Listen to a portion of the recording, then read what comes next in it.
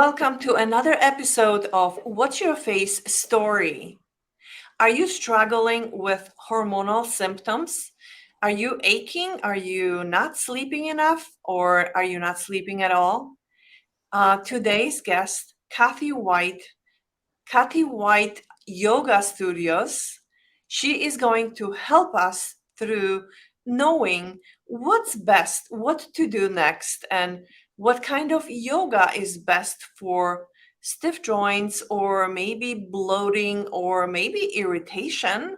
And she went through exactly that before she developed her specialty yoga, got training in a specific method of doing yoga for that very reason.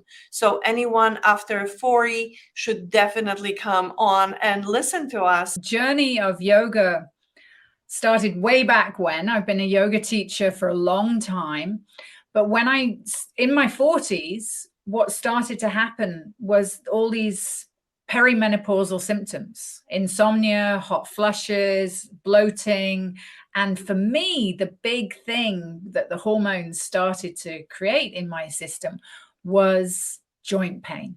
And this was rather embarrassing, actually, because there I was, a yoga teacher, and it's like, oops, I can't, ow, this is hurting. I can't sit cross-legged because my knee's sore. My spine is messed up. It was just, I was really, really frustrated and quite depressed about it. I stopped teaching for a while. And then I came across, as you say, this method from Brazil. I didn't actually go to Brazil. I went to Toronto because the teacher had come up from Brazil. He trained in this method called Kayut. And from that, my joints started to get so much better. So I would say I'm 58 now, and my body is probably in better shape than it was when I was 48. That's interesting. Did you change anything else, like your diet or? Little bits for sure. I mean, I definitely eat very little dairy these days. I eat very little wheat these days, and I eat very little sugar these days. So that has changed. But I think it's funny, Yolanda, because when people make a lifestyle change, like if they do your facial yoga, for example, if they do your workouts, then that's one step towards feeling better within themselves. And then the next step presents itself and they make a choice. And then the next step presents itself and make a choice. And I think that's how it's been for me. I'm sure it's probably how it is for you, where you start stacking good behaviors one on top of the other. That is for better lifestyle and health. And it is because once you start feeling better, you have more energy and more willpower to go and find more of the same. Exactly. So whether it's diet, whether it's nutrition, whether it's yoga, exercise, whatever it is that you're doing, it sort of snowballs. It has its own momentum. So yeah. Yes, I've noticed that sometimes when people come to me and their face looks much older than their body, I notice that, and we address many aspects of their health, not just the skin, because sometimes the emotions can wreak havoc on our body. So it shows on the face, and this is why we're calling the title of this podcast is "What's Your Face Story?" Because whether it's yoga, whether it's emotional support, or nutrition, or face exercising, it is all the same. It affects our body, our energies. So, exactly. Mind, body, spirit. Mind, body is connected, right? So, Kathy, I also know that you include meditation into your routine. What type of meditation is the easiest to do for average person who doesn't really like some people just don't like to sit and meditate?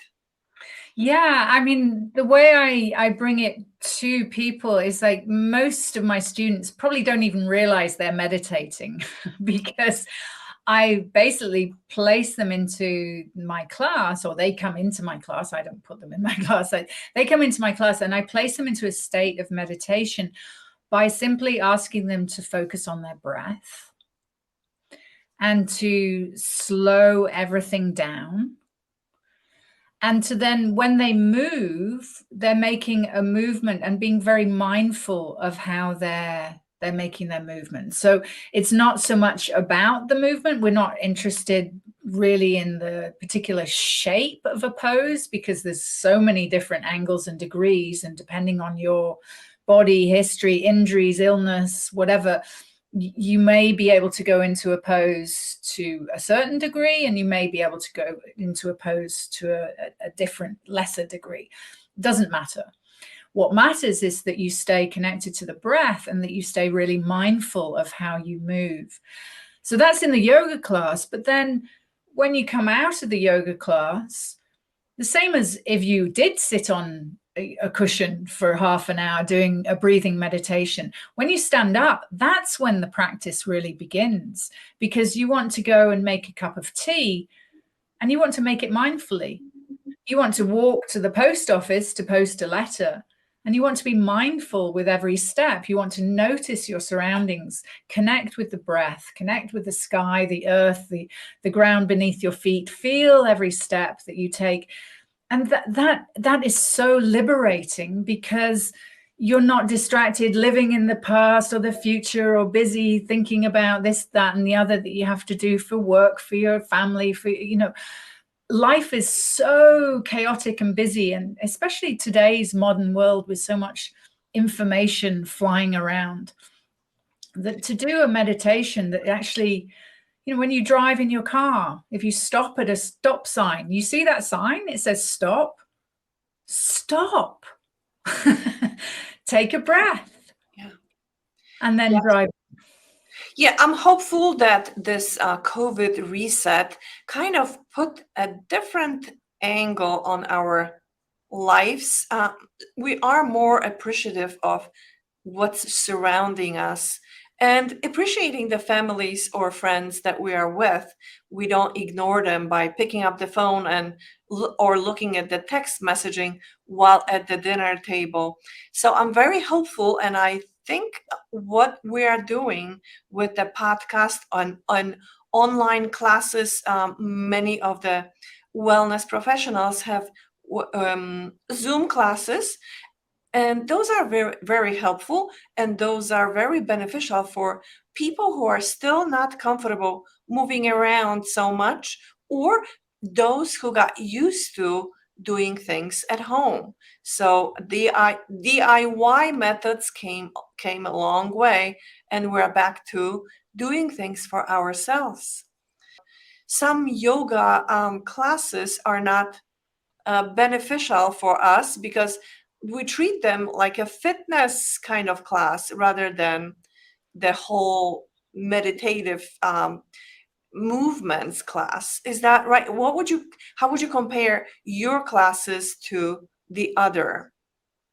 Yeah, I mean, I think, I just want to really deeply respect other yoga traditions and practices, and everyone who's, drawn to the tradition of yoga, which is a 5,000-year-old tradition, 2,000 years since Patanjali wrote the Yoga Sutras. I mean, it's an ancient practice, and I just want to honor everyone who is drawn to this practice. Now, the problem is with yoga is that it's been almost hijacked by the fitness industry. But what's happened is that people who are teaching yoga are kind of hearing the noises of the fitness industry and say, oh yeah, well, we could make this into a bit of a routine. We could do, 3 back bends and then forward flex and then do this and then lift that. And then before you know it, you've got a workout and you've left what the essence of yoga is. Yes. And the essence of yoga is really about calming the nervous system, because that's when health and healing happen. I'm sure Yolanda, with your own clients, that when the body is at rest, when the nervous system is calmed, when you're in the parasympathetic mode of the nervous system, that is when healing and restoration happens. Absolutely. Yes. That's the beauty of yoga. So you're not going to, if you're busy working out, fitness, moving this, that, and the other, you're actually infusing your body with adrenaline, with, you know, all the energy hormones, but that's not for healing. That's for something else. It helps with cardiovascular, it helps with circulation, but actually for healing, yoga is where it is, because yoga provides this container for rest if it's taught in the tradition that I believe the ancient yogis wanted it to be taught. And that rest is where you actually connect then to the universe, connect to spirit, whatever you want to call that for non-religious people. It's universal, this sense of connection that yoga gives. And yoga actually means to connect. That's the root of the word, to yoke, to connect, to join, to unify. So we're connecting all those different separate parts of ourselves and going, okay, here I am, breathe. Let's just be with myself. Yes, exactly. So injuries or other things can happen with the yoga that is practiced incorrectly, because you can overstretch your muscles too. And Absolutely.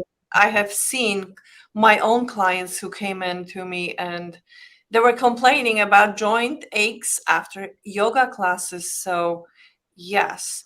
But I wanted to just bring back that relaxation and how important it is in every practice that we do, yoga, Pilates, even the gym. We should not be really on the phone, just focusing on what we're doing. Every cell in a body has its own nervous system, so it can work independently, but it works as a whole, one whole body.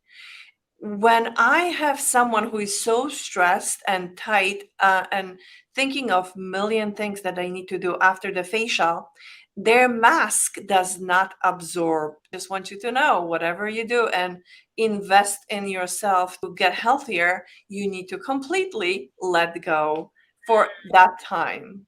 The yoga that I teach is very much based on the joints, because what happens in our joints is that, especially as we age and as people start to approach, you know, menopause, and men go through changes too, even though they're not having such drastic hormonal changes as women, but the joints are very much where we start to feel our age. And so what happens though is that people think, oh, I'm really stiff, I'll stretch my muscles. So they go into this like, oh, I'll stretch. And rather than thinking, okay, I'm really stiff, let me open my joints. And there's a big difference, because if you're stretching muscles on stiff joints, you're just going to create instability. Whereas if you open the joint, the muscle will naturally start to elongate, because it'll go, oh, this is an open joint. I have to accommodate the degree with the range of motion that this joint now has. But for example, the calf muscles, most people think, oh, I've really stiff calf muscles. It's tight. You know, I can't put my heel down, whatever. Now that stiff calf muscle is actually a reflection of an ankle restriction. And most of us, most modern bodies have ankle restrictions because we don't squat. We don't get down on our heels. We don't, you know, if you see people in other cultures who sit on the floor and squat on the floor, their ankles are way more open than the average Western body. But what people say is like, oh, I need to stretch my calf. I need to stretch my calf. No, you don't. You need to open your ankle. Okay, and so give us an idea. What does it mean, open versus stretch? To open your ankle, you would have your legs up the wall, and then bring your toes down towards your shins. Bring your toes down towards your forehead. Keep your heels on the wall, but just flex the feet so that the feet are pointing down, and you're going to get right inside the ankle to have to do that. That's one simple pose that you can see the degree with which your ankle is stiff.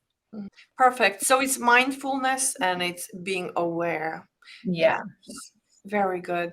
And that is very helpful. Kathy, you have Zoom classes, you have membership, and you have yoga studio that people can come and visit you. Yeah, well, if I'm on Vancouver Island, so anyone visiting Vancouver Island, it's a beautiful part of the world in British Columbia, Canada. And my studio is in the basement of my home. It's beautiful, big studio, lots of lights, lots of, wooden floors, lovely. And if you can't come to Vancouver Island, then you can do the next best thing, which is join on Zoom. I have Zoom international students zooming in from New Zealand, from Bermuda, from Germany, from the UK, all coming in to join me online. And those classes happen 4 times a week. So, usually they fit in some time zone somewhere that you can come at least once. Are they live? Are they live classes? And they're live. Yeah, their Zoom classes live. Yeah. And the other option, as you mentioned, Yolanda, is the membership area. And that's where I take all the recordings of my classes. I package them up. I put them onto my membership site so people can join as a member, and then they have access to my recordings. Now, one thing I should say about listening to my recordings is that I really encourage people not to watch. Like, I don't demonstrate. When I teach, I don't demonstrate with my own body. That's interesting. It's really interesting. Now, I don't demonstrate with my own body because it doesn't help you seeing my body. I have a body that's been doing yoga for 25 years, longer, been teaching yoga for 23 years. That's not going to help you if you look at my body and you've never done yoga before and you're, 45 years old and feeling pretty stiff. It's going to upset you and put you off, right?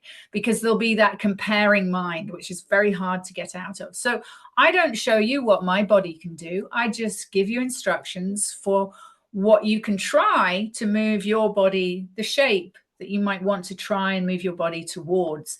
And I always give you step by step. Try this, and then this, and then this. Some of you will be able to do this. Some of you will be able to do that. All good.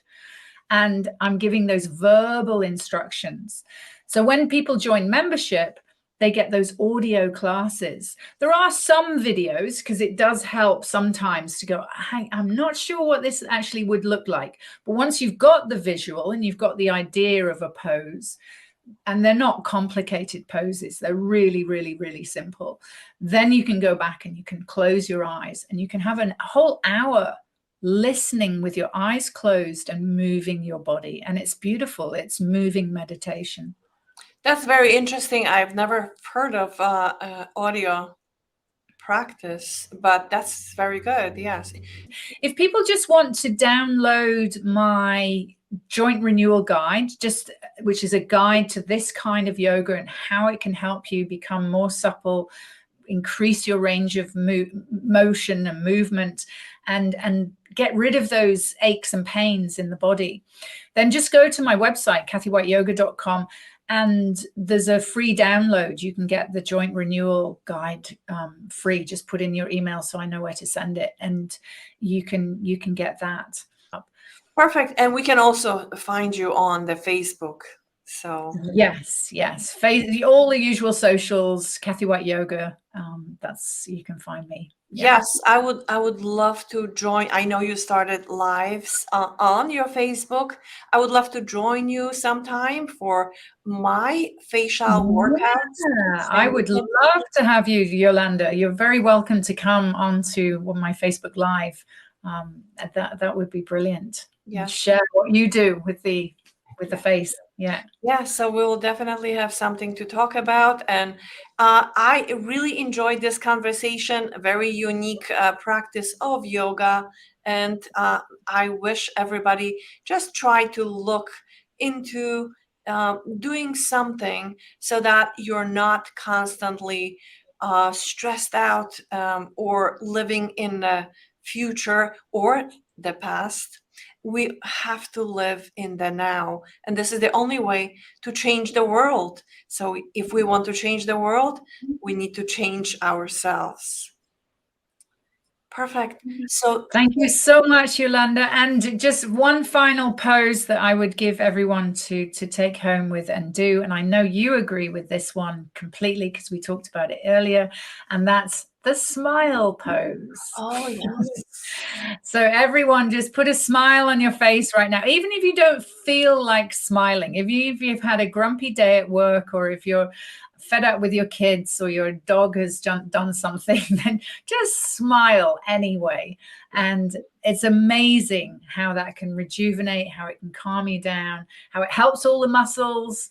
And I say, fake it until you make it. You are lifting the corners of your lips and you are stimulating happy chemicals in your brain. You're just gonna feel good, and you're gonna have a better outlook on the day or night, whatever it's gonna be. So smile. That's your practice for the end of our show. Again, thanks for listening, and we'll see you in the next episode. Don't forget to subscribe and share it with your friends.